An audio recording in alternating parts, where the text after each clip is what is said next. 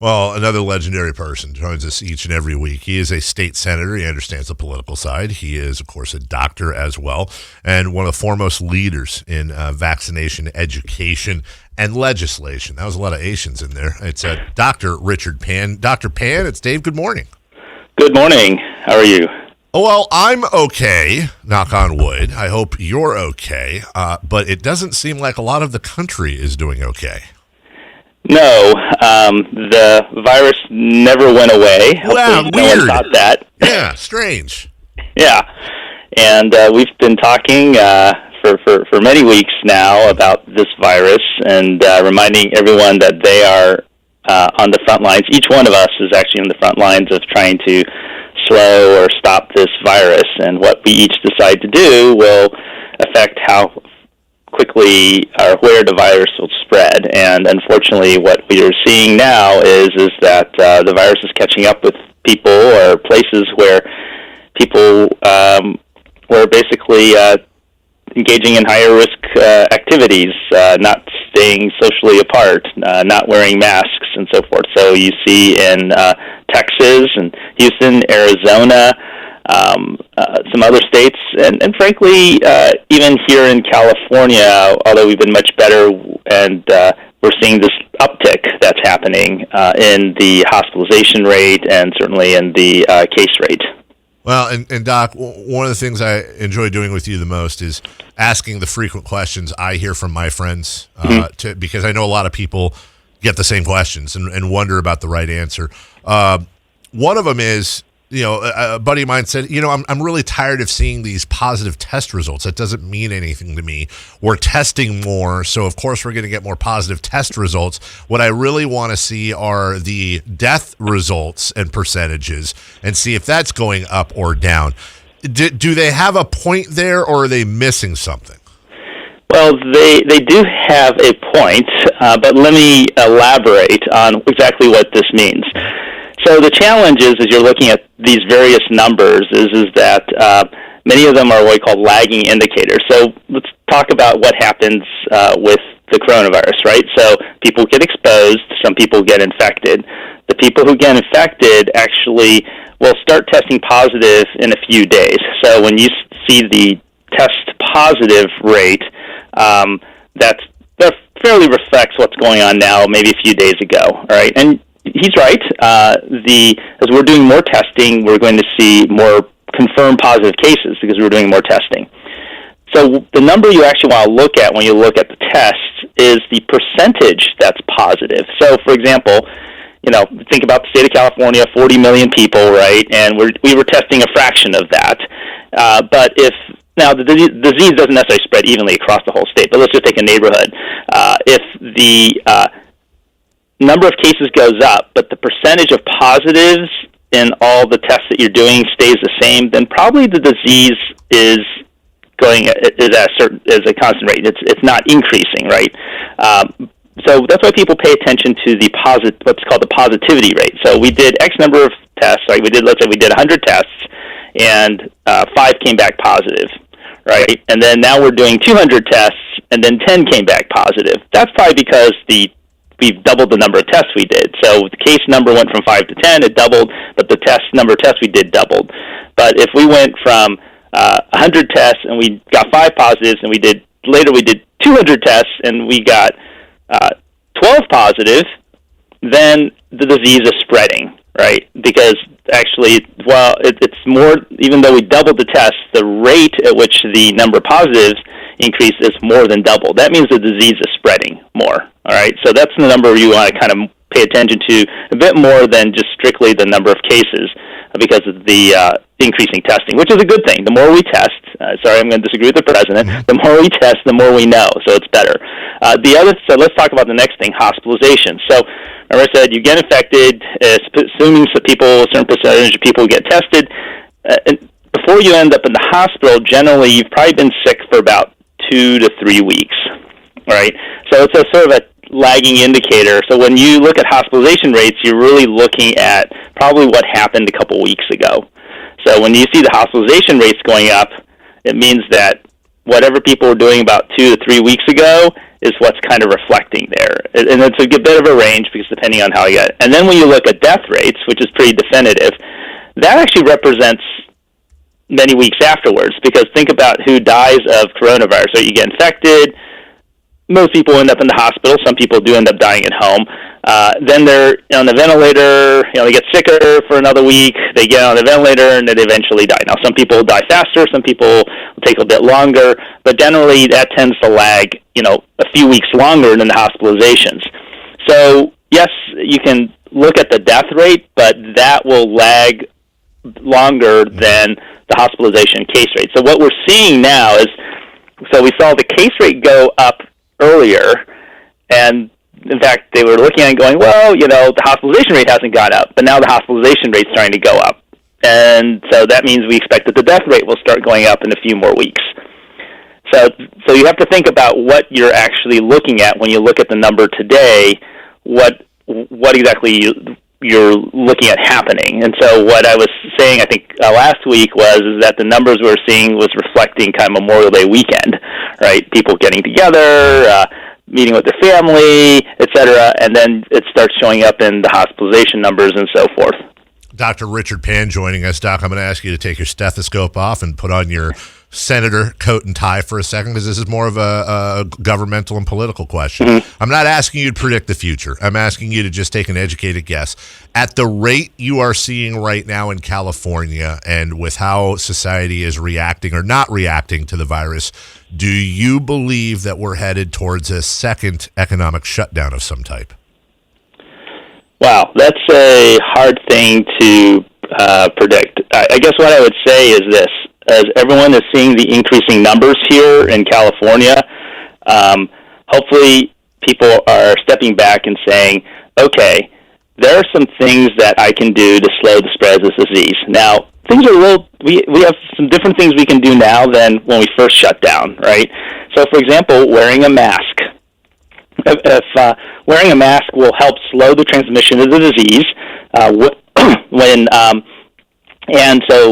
and it seems like that if people are wearing masks, that there's a significant decrease in the transmission. Now, ideally, what you should do is actually wear a mask and try to stay 6 feet away from people who don't live in your own household, right? But most of the cases that we're seeing are people who are basically indoors with other people for long periods of time. When I say long periods, over 15 minutes, and probably unmasked. So when they were looking at a spike in cases here in Sacramento, we are tracing it back to family gatherings. Someone had a celebration, their birthday party, Mother's Day's gathering.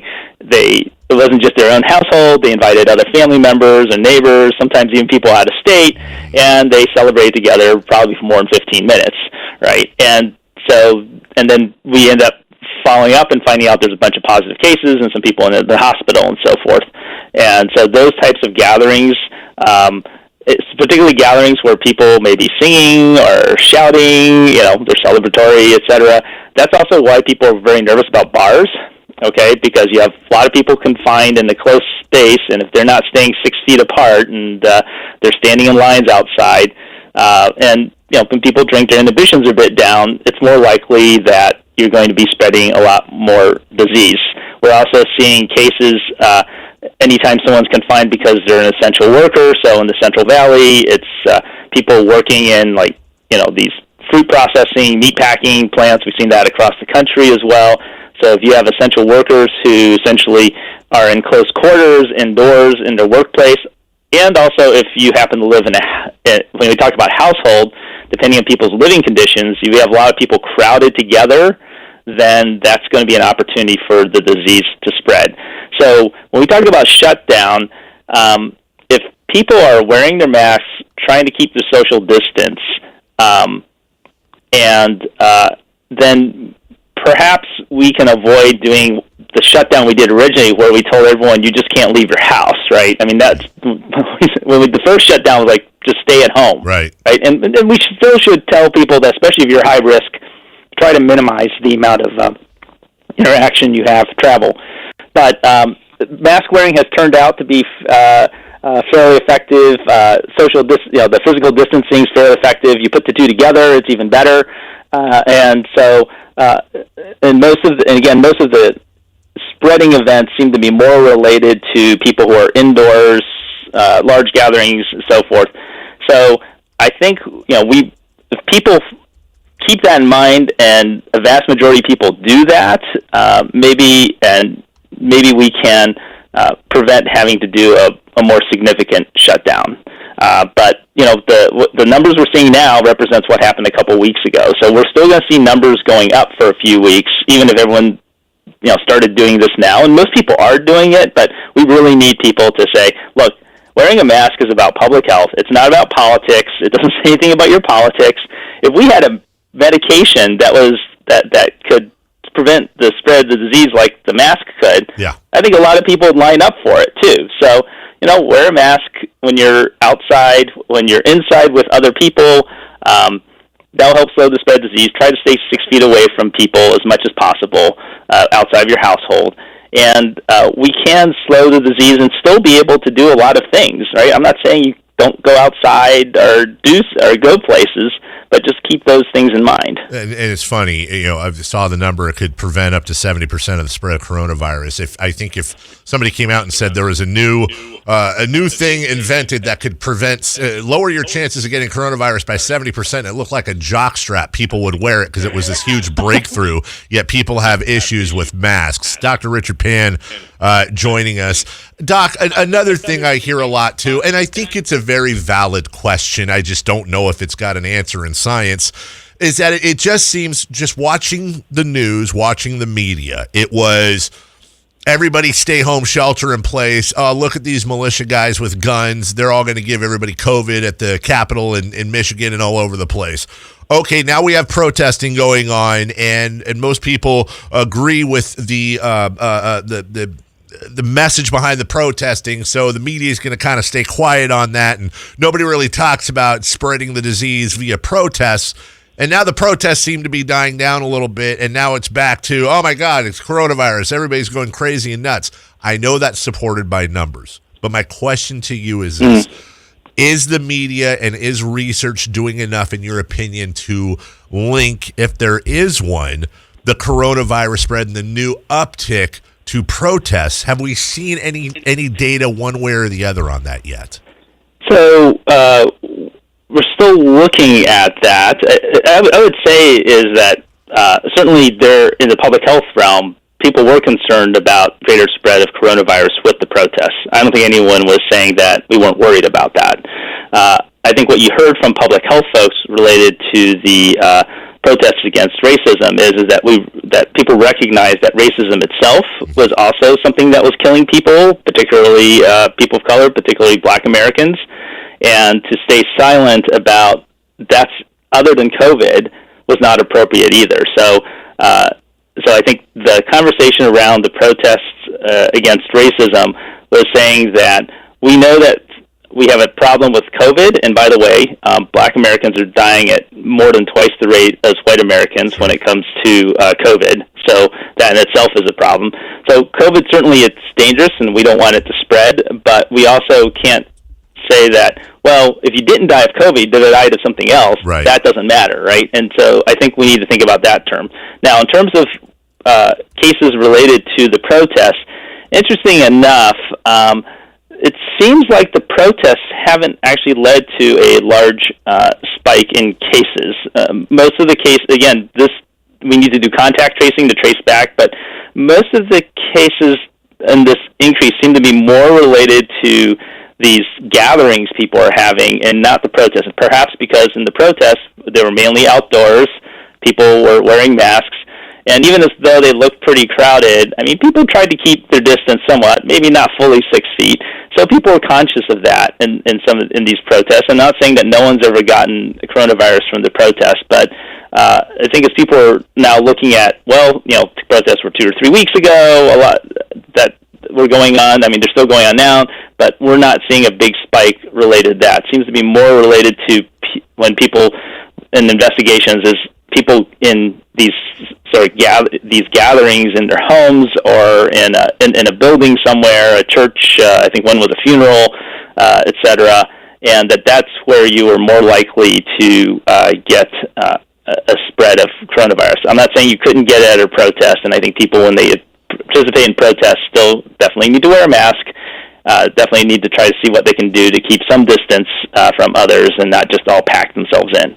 You know, there's no taboo subject here as we talk to Dr. Pan when it comes to this, and I've seen this pop up too, that a number of the potential vaccines, or at least a couple of them, the potential vaccines that could be on the market maybe as soon as January, are raising a lot of ethical objections because reportedly, and I'm asking you, are manufactured using cells derived from human fetuses electively aborted decades ago. When we look at, and this isn't me getting political, this is every single statistic you see out there. Generally, your anti-vaccination groups, and I'm talking to the world's biggest expert right now, tend to be right side, tend to be religious-based in most cases than the other side. Do you foresee a potential major problem in vaccinations amongst the other ones already when you're going to have groups, very likely, if the vaccination does have aborted fetal tissue, now you're going to have a whole new set of ethical standards and questions coming up, and a whole group of people that are going to say, I'm not having this injected in my body. Do you see that as a hurdle that's going to be difficult to overcome?